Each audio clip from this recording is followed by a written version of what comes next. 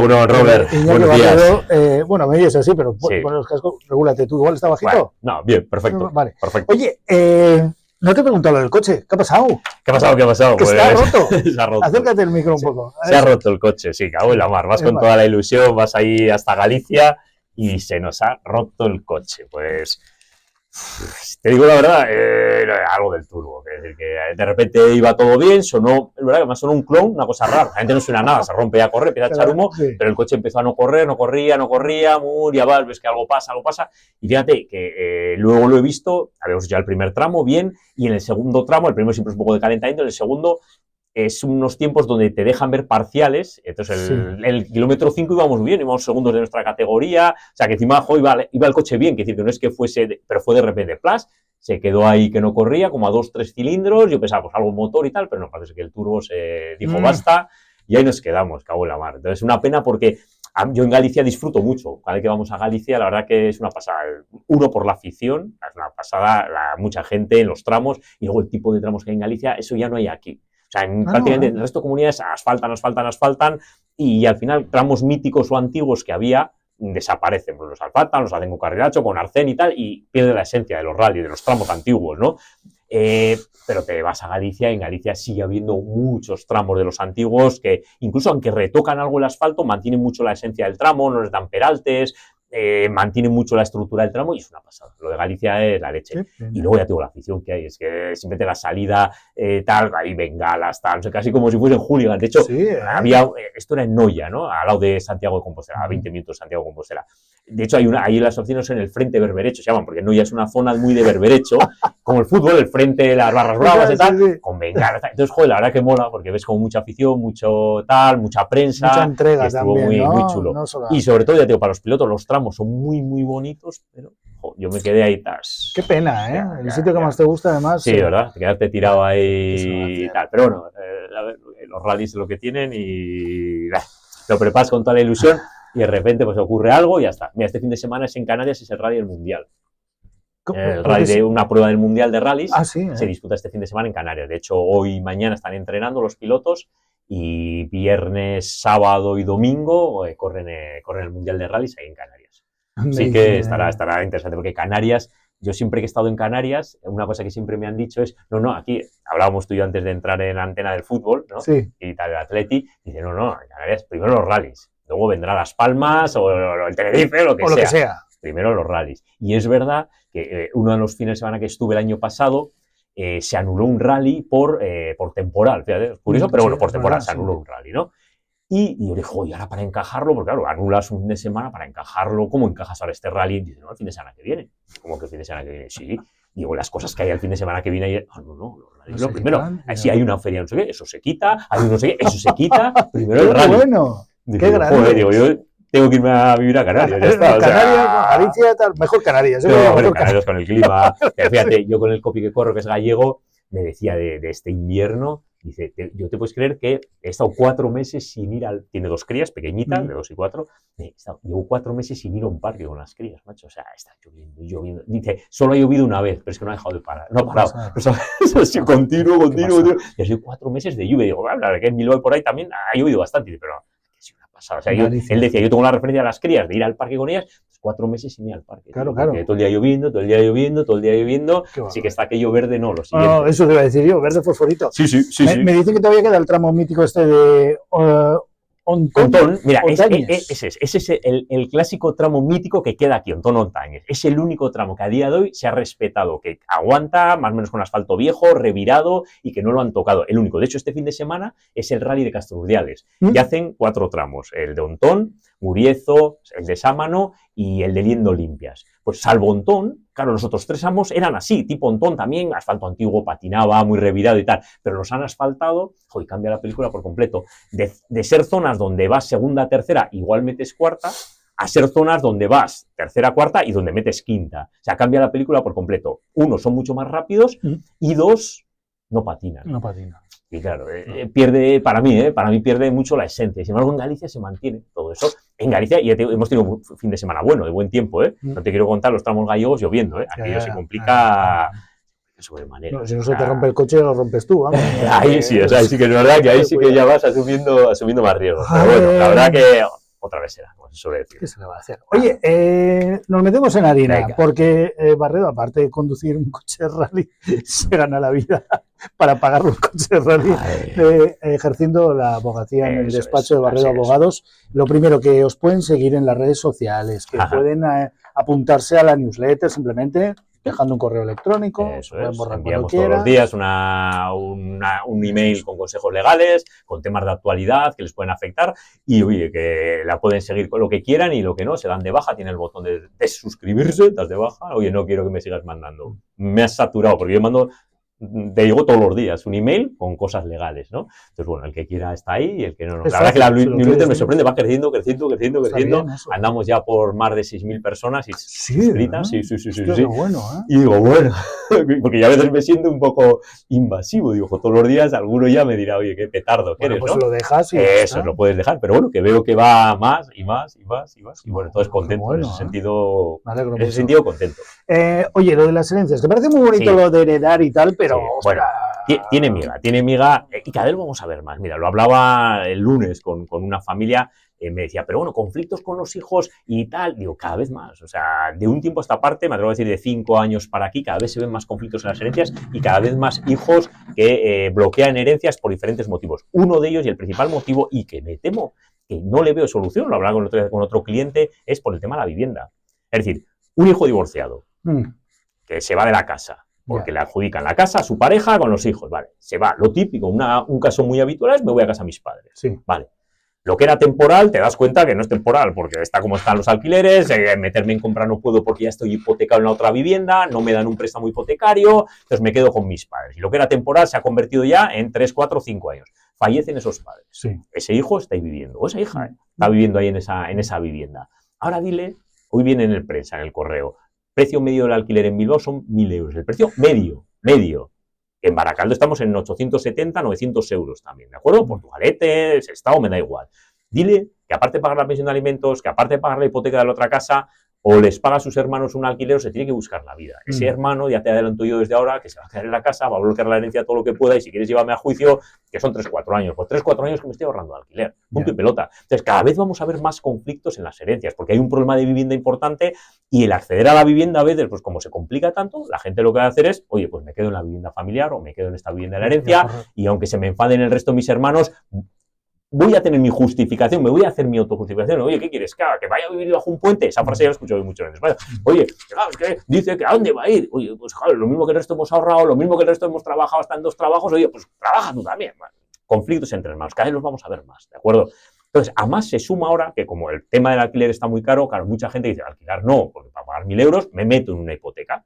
Pero el precio de los pisos también está alto. Entonces, cada vez vemos más que los padres, que ya de por sí siempre han ayudado, ¿de acuerdo? Cada vez son más las cuantías que dan a los hijos para poderse meter en una vivienda, bien sea para la entrada inicial, para que la hipoteca sea del 80%, pues tengo que tener este dinero y dar este dinero antes, etcétera, ¿no? Entonces, cada vez vemos más lo que son donaciones de progenitores a hijos o a hijas para acceder a la vivienda. Vale. Ese dinero que se da, que en principio, pues oye, se lo doy a mi hijo con todo el amor del mundo para que se meta en la vivienda, claro, tiene unas consecuencias legales importantes en la herencia. Tiene unas consecuencias importantes. Eso de doy no es doy, porque en el fondo lo que dice la ley es que todo lo que nuestros progenitores nos den en vida, habitualmente dinero, pero podrían ponernos una casa a nuestro nombre, podrían comprarnos un coche, ¿de acuerdo?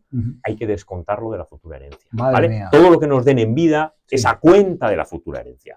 Por lo tanto, todo ese dinero, por ejemplo, una entrada para una vivienda, 20, 30, 40, 50, como me contaba el otro día un cliente, formalmente y con la ley en la mano, y si no decimos nada y no hacemos testamento y no hacemos una serie de cuestiones, eso hay que descontarlo. ¿Qué pasa? Que si no somos conscientes de que eso funciona así, es lo que se llama legalmente traer a colación, que de hecho viene de ahí, viene de las donaciones y las herencias, traer a colación quiere decir que eso que tú has dado en vida a tu hijo, cuando fallezcas, hay que sumarlo a la herencia y descontárselo a ese hijo, a esa hija, a ese que le has adelantado. Concreto, lo que quiere decir que ese hijo va a tener que pagar a sus hermanos una compensación por ese dinero que se ha adelantado, ¿de acuerdo? Y a veces podemos discutir si con o sin intereses, esa es otra, ¿vale? El desconocimiento de cómo funcionan las donaciones en vida y qué repercusión legal tienen las herencias genera enfados, ¿vale? Porque hay un hermano o una hermana que dice, a ti te dieron, pues habrá que descontar, ¿no? Pero a mí me lo dieron porque a ti también te ayudaron Igual con algo inmaterial o con algo que no hay una constancia de una transferencia o con algo que no puedes acreditar de una manera o de otra, Amigo. ¿vale? Porque sí que es habitual. Lo lógico y lo normal suele ser que los progenitores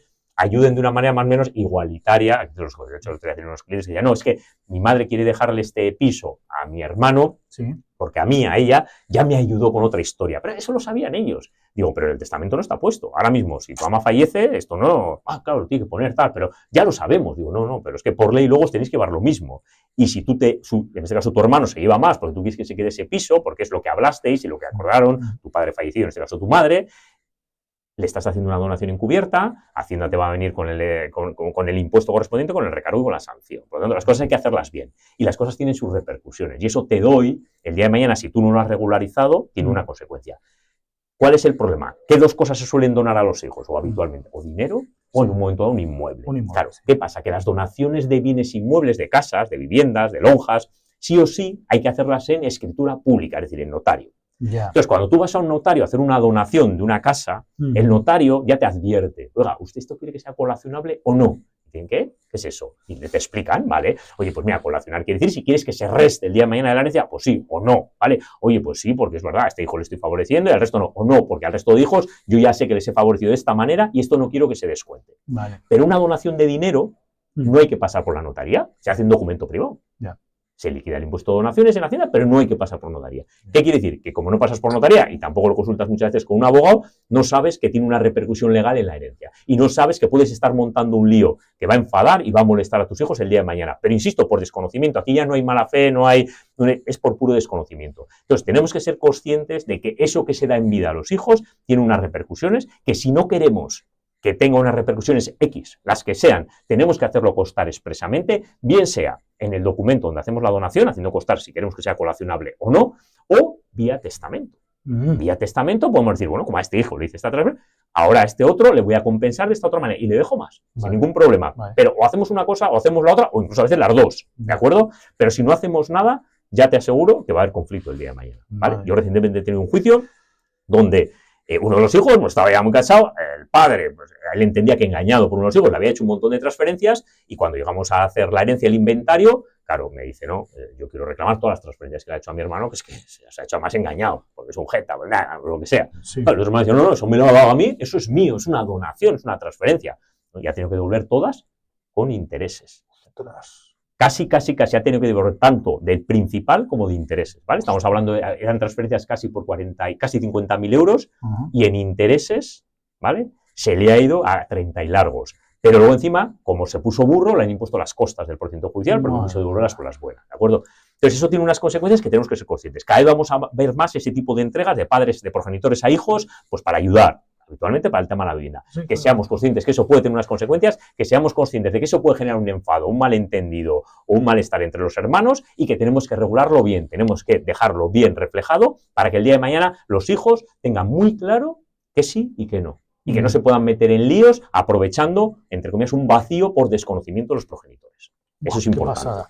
¿Puedes preguntarle a Iñaki si vender un piso en una herencia perjudica a cara Hacienda y si se pueden desgravar gastos de aceptación, registro, plusvalía, inmobiliaria? No, a ver, el vender una vivienda pues, conlleva impuestos de transmisiones patrimoniales y datos jurídicos documentales, pero para el comprador, pero ojo, para el vendedor. En este caso, los herederos que venden, se les generan dos impuestos, la plusvalía y el incremento patrimonial en renta. Plusvalía municipal e incremento patrimonial en renta que va en el IRPF, en la declaración de renta, que ahora nos va a llegar en breve, del año que viene. Y muchas veces no somos conscientes. ¿Dónde está el error que veo últimamente en la gran mayoría de las herencias? En no dar un valor correcto a los bienes heredados. Ten en cuenta que estos dos impuestos que se les generan a los vendedores, es decir, a los herederos, plusvalía e incremento patrimonial en IRPF, se calcula entre la diferencia del precio que tú te adjudicas la herencia en el impuesto de sucesiones y el precio de venta o donación el día de mañana, porque incluso aunque dones ese bien inmueble, es decir, y no recibas un duro, Hacienda le da igual y te cobra plusvalía y te cobra incremento patrimonial. Ojo con las donaciones, que las donaciones, siempre insisto, las carga el diablo, hay que tener mucho cuidado. Entonces tenemos la suerte aquí en Euskadi de tener el pacto sucesorio y hay que aprovecharlo. En otras comunidades no, y ya me ha venido recientemente un cliente, Castilla y León, la donación bonificada, 99%, gratis. 12.000 euros en renta al año siguiente, incremento patrimonial, ¿vale? Ojo con las donaciones. Porque las donaciones de bienes inmuebles no se aplica el impuesto donde esté el inmueble, o sea, perdón, de donde tú residas, sino de donde esté el inmueble. Y en este caso era una casa en Burgos, en Castilla y León, de un residente aquí, entendía que eran donaciones de aquí, y no eran donaciones de aquí, sino de donde esté el inmueble, Castilla y León, ¿de acuerdo? O sea, mucho cuidado. Entonces, cuidado con los dos impuestos que se generan. Hay que tener mucho cuidado. Por lo tanto, hay un impuesto, dos, que paga el comprador, pero hay otros dos que paga el vendedor. ¿Cómo podemos minimizar el heredero o los herederos? ¿Cómo podemos minimizar esos dos impuestos que pagan los herederos? Dando un valor actualizado y correcto a los inmuebles. Tenemos la suerte aquí en Vizcaya de tener 400.000 euros por heredero exentos. Hagamos bien las cosas en cuanto a las valoraciones.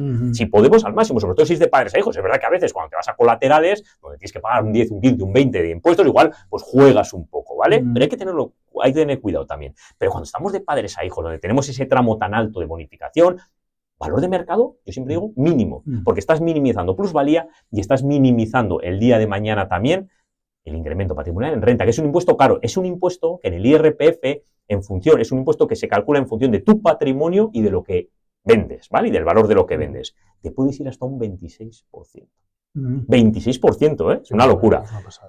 Con esto quiero decir que hay gente que incluso pasándose de los 400.000 por hijo en valoraciones, lo que te pasas, pagas el 1,5 el impuesto de sucesiones. Hay gente que le compensa y dice, es que prefiero ya que pagar en lo que me pase el 1,5 que no el día de mañana pagar un 20.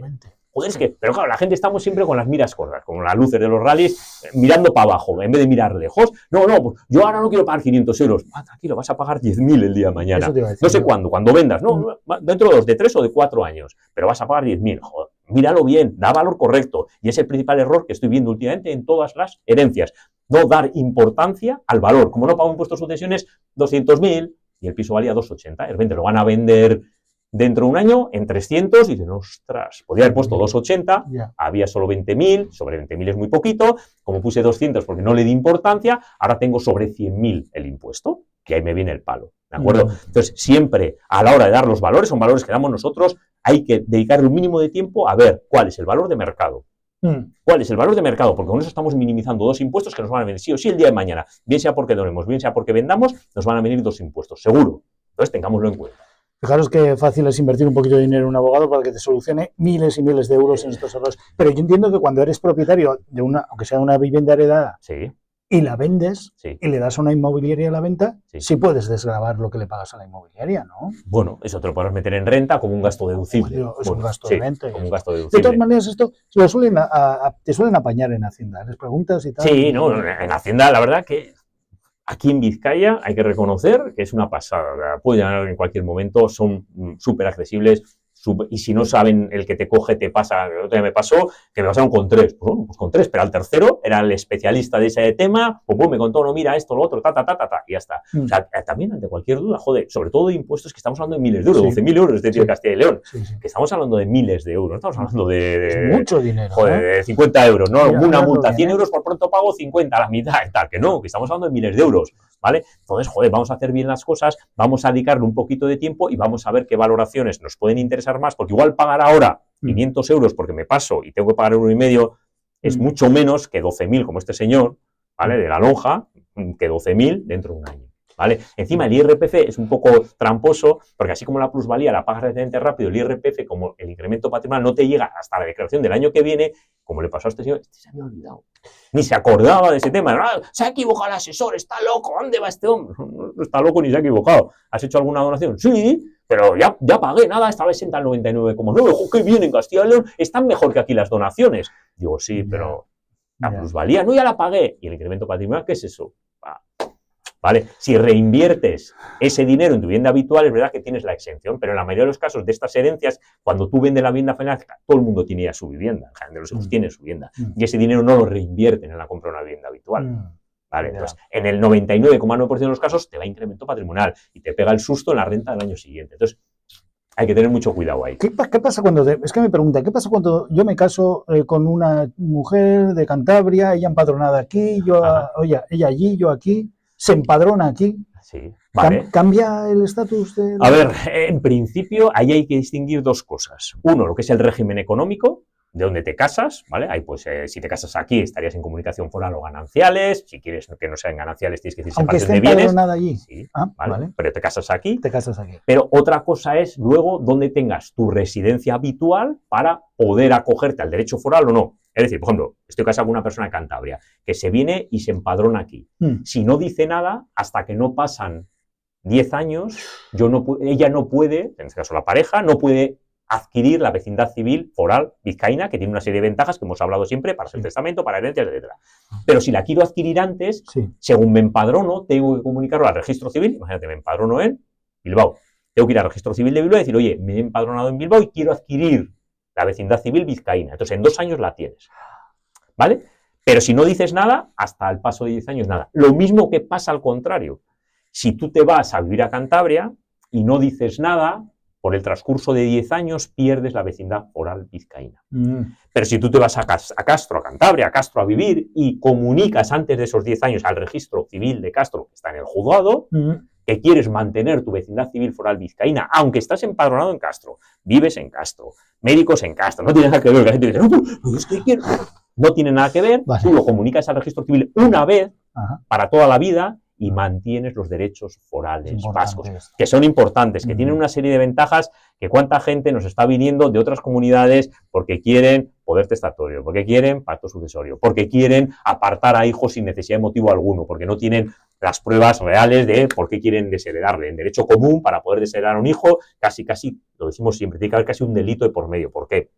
Porque este tipo de situaciones, ¿dónde ocurren habitualmente? En el ámbito familiar. No hay testigos de si me insulta, de si me ha empujado, de si me trata, de si me veja. No hay testigos en la mayoría de los casos, ¿de acuerdo? Entonces, como no tengo testigos, realmente no le puedo desheredar, porque si le desheredo, me lo va a impugnar el testamento y me lo va a ganar y encima se va a llevar todo, ¿de acuerdo? Entonces, ¿qué es lo que quiere la gente? Pues acogerse al apartamiento del derecho foral, donde yo puedo quitar a hijos sin motivo alguno. Con no nombrarles en el testamento, están apartados, no reciben nada. Y cuando digo nada, no reciben ni tan siquiera la legítima estricta, la famosa legítima estricta, ese tercio de la herencia que en derecho común sí o sí obligatoriamente tienen que recibir los hijos, derecho foral con el apartamiento, cero patatero, ¿de acuerdo? Entonces, insisto en que tiene una serie de ventajas que no tiene el derecho común, tiene relevancia que cuando nos vamos a vivir a otra comunidad, comuniquemos al registro civil de turno que queremos mantener esos derechos forales, punto y pelota, que los queremos usar el día de mañana, perfecto, que no, pero podemos usarlos, tenemos, como digo, en el cajón guardados, que me interesa, los uso, que no, pero tengo esa posibilidad, porque cuánta gente nos viene de Cantabria, Castro, sobre todo esa zona, gente que si un día se han ido a vivir a Castro, han pasado 10 años, cuando van a hacer el testamento y dicen, yo soy nacido en Vizcaya, vivo estos 40 años en Vizcaya, yo tengo todos los derechos forales y se enteran que pasados 10 años los has perdido y que no pueden ahora ejercitar determinadas cuestiones que el derecho foral les hubiese permitido de una manera fácil y sencilla. Así que ahí lo dejo. Vale, tenedlo en cuenta, ¿eh? Oye, se ha muerto un familiar, tal, seguro que tengo herencia, paso porque tenía deudas y ni miro, ni quiero saber nada. Yo paso y como paso no va a pasar nada, ¿no? Vale. En principio, si pasas, es verdad, no pasa nada. Pero claro, ¿cuál es el problema muchas veces? Fallece un familiar, digo, bueno, no voy a ir a la notaría, pero empiezo a disponer de patrimonio de ese familiar. Yo qué sé, por ejemplo, y la casa vacía, antes que tenerla vacía, como no nos ponemos de acuerdo entre los hermanos, la vamos a alquilar, la alquilo. O hago una transferencia, o dispongo de 100 euros, no, era para pagar no sé qué recibo que no estaba domiciliado y tal. ¿Qué es lo que pasa? Que en las herencias, la aceptación de herencia no solo ocurre cuando tú vas a una notaría a aceptar la herencia. Ocurre y refleja, y la ley contiene la posibilidad, artículo 999 del Código Civil, de que la aceptación sea también tácita. Es decir, existe la aceptación expresa, tú vas a una notaría y aceptas expresamente la herencia, pero existe también la aceptación tácita. ¿Cómo? Porque haces actos como si ya fueses heredero. Poner en alquilar una vivienda, disponer de algún tipo de dinero, hacer alguna transferencia desde la cuenta porque igual estabas autorizado y haces alguna transferencia.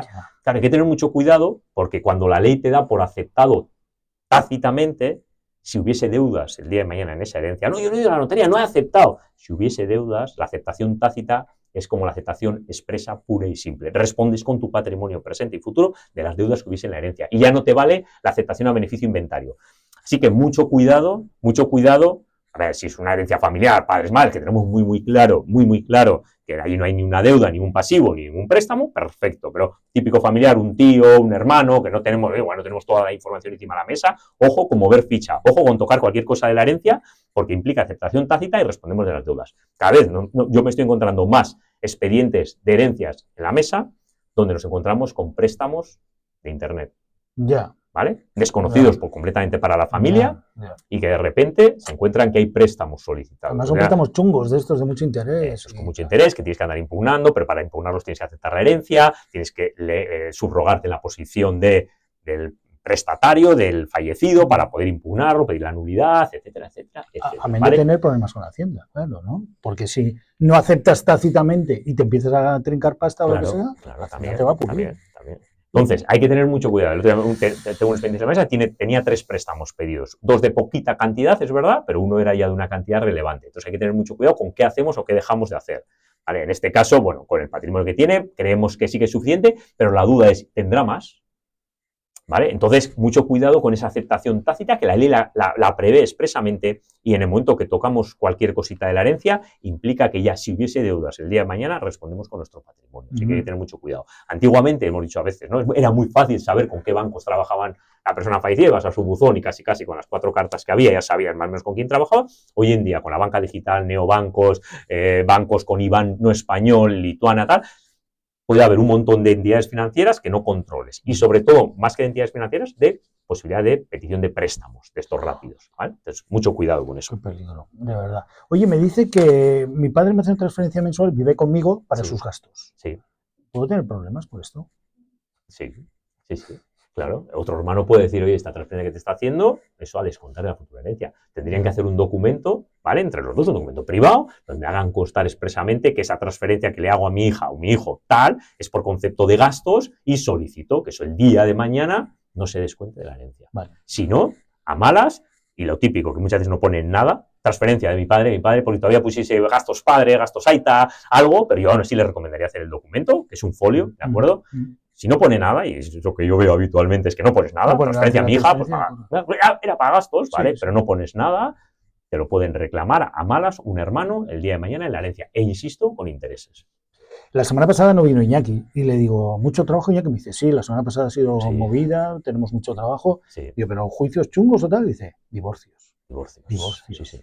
Divorcios. Sí. Y me imagino que cuando ya te reclaman y tienes que ir al juzgado, porque es contencioso. Con problemas, es contencioso. ¿no? Sí, la semana pasada tuvimos varios que eran contenciosos, que no te queda ya, tienes que ir al juzgado y ahí ya por los tiempos del juzgado a veces pues empieza en hora o no empieza tal, ya se complica todo más.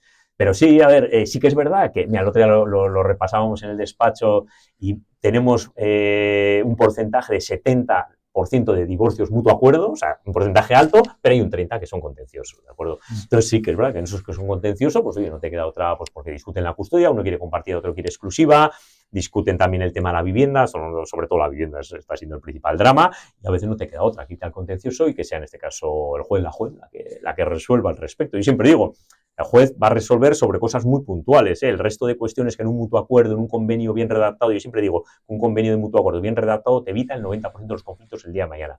Conflictos en un juzgado, en un tema de divorcio, son juicios, dinero, abogado y procurador. Dinero. Entonces, un mutuo acuerdo bien redactado, a conciencia, te evita un montón de conflictos. El problema es que si te vas a un contencioso, la sentencia no recoge toda la casuística de tu caso.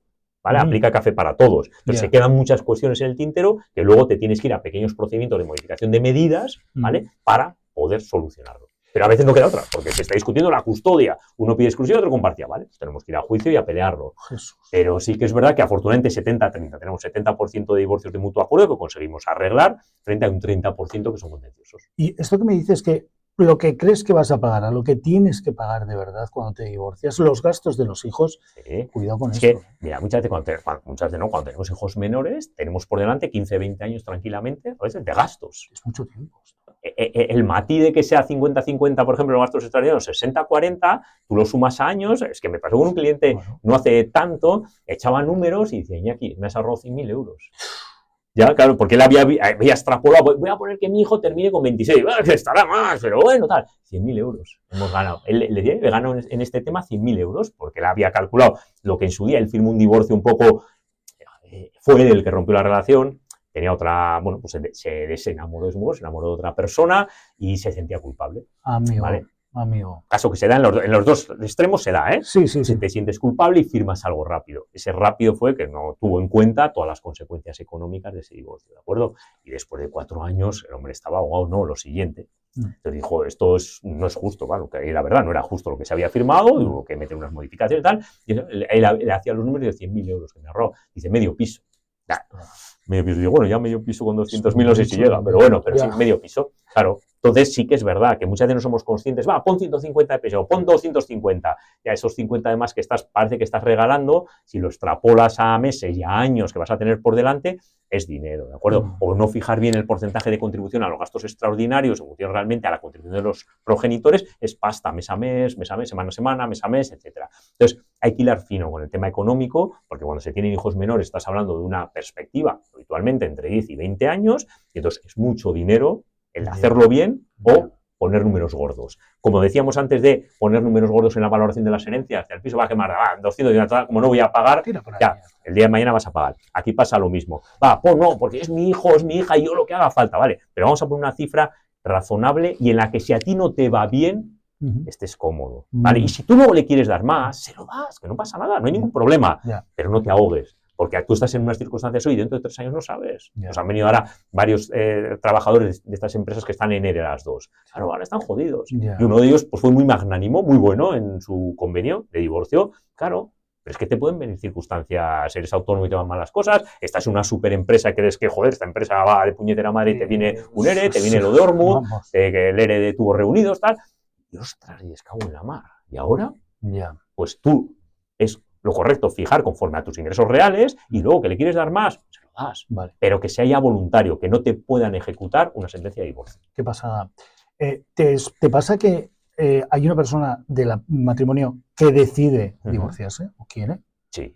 Y te pregunta y le haces los números y dice, ostras, ¿y se da la vuelta? A ver, no se da la vuelta, pero dice, vale, tengo que planificarlo. Claro, es que eso es lo ideal, ¿eh? Que alguien te venga antes de tirar la bomba, ¿vale? Cuando te vienen ya te vienen en caliente, ya me he ido de casa, o le ha dicho que no sé qué, o hemos visto... Y ahí viene el problema, porque la otra parte ya te tiene cogida la matrícula. Lo ideal es que vengas antes de, oye, me estoy pensando, y cada vez tenemos más consultas de esas, ¿eh? Sí, claro, de hecho, la semana pasada, la anterior, tuvimos dos, que me llamó la atención, los dos, oye, no tengo problemas.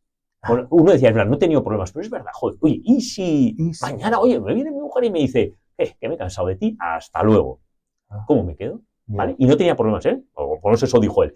Y otro que vino, sí que dijo, hemos tenido una discusión, y me ha quedado como mala cosa. Nunca habíamos tenido una discusión así de ese tipo, que parece que han pasado ya 2 semanas, 3, hablaba, y no, parece que está todo otra vez normal. Pero oye, me ha quedado esa discusión ahí. Uy, ¿qué pasaría si mañana... Hay señales, ¿no? Sí, sí, no, pero eso, él hablaba, por lo menos eso nos decía nosotros, él hablaba de una única discusión, pero que le había dejado mal cuerpo. Y entonces decía, oye, ¿qué pasaría así? Entonces, eso es lo ideal, ¿eh? Venir en ese escenario. Hace poco nos vino una persona que tenía encima 4 viviendas en alquiler, tenía una historia montada y digo, bueno, ahora tú mismo te divorcias y te hacen un roto que no te quiero ni contar. Entonces, el poder ser estratega y poderlo retrasar, a veces que es inevitable y no porque explotará la bomba por lo que sea, pero si puede ser un poquito, no hablo mucho, un poquito de estratega y hacerlo con un poquito de anticipación, no te quiero ni contar. Hace poco le dijimos a un cliente, no te divorcies todavía, era esto y esto, ¿vale? Vino 3 meses después y de un escenario a otro es que cambiaba la película por completo, de casi costarle la historia, porque la vivienda era de casi costarle la historia 1.700 al mes, han dejarlo en 300. ¡Ostras! 4 meses antes, fácilmente le hubiesen pedido 1.700 euros al mes. Y a veces le dicen al cliente, yo, como abogado, claro, le digo, joder, no tengo el asunto, ¿vale? Pero es que hace esto, espera este momento y mira lo que te puedes ahorrar. Y decía el tío, joder, dice, claro, es que nosotros estamos todo el día viendo divorcios. Tú ves el tuyo. Primero, tú ves solo el tuyo. Segundo, estás en lo que yo llamo a veces secuestro emocional. Sí, vale, estás afectado. Me da igual que seas el que lo dejas que el que no, ¿eh? Me da igual. Incluso el que lo deja a veces, como te contaba este caso, se siente culpable. Peor casi. Y cede, ¿vale? Y el otro, el que no quiere, que habitualmente, por mucho que nos cuente, de buen rollo y tal, que quiere más y otro que quiere menos. Ya está. También está en una situación donde el raciocinio, la objetividad se pierde de vista, ¿vale? Claro. Pero además le decíamos, pues que nosotros estamos viendo divorcios todas las semanas. Entonces te podemos adelantar. Cada caso es un mundo y cada familia es un mundo, ¿eh? Pero bueno, hay unos patrones que podemos adelantar y ahí lo vimos muy claro. Espérate, es que ya no aguanto más, es que la situación, es que tal. Y no tenía pareja. Le dije, mira, no tienes pareja, no tienes necesidad de tal. Aguanta. Luego decía, vaya chollo y tal. Entonces, hay que tener mucho cuidado, el momento, elegirlo bien, ser estratega y a ser posible, yo siempre digo, no tirar las cosas en caliente, sino preverlo también. Porque, insisto, cuando tienes hijos menores, es mucho el dinero que hay por delante. Pero yo creo que es, vale, los divorcios sí, muy candente, pero es casi todo en la vida, ¿no? Sí.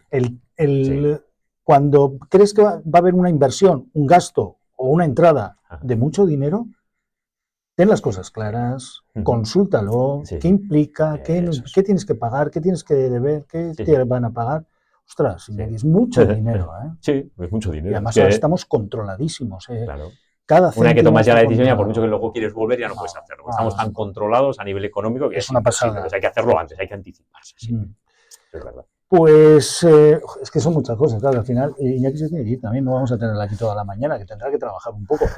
En el Paseo de los Fueros número 20 tiene el despacho Iñaki Barredo Abogados, que es un equipo, y el teléfono importantísimo, necesario, imprescindible, para que te atienda como necesitas, 94 437 1232, porque ya lo sabes, andan ocupados, hay mucho jaleo y necesitas tu tiempo.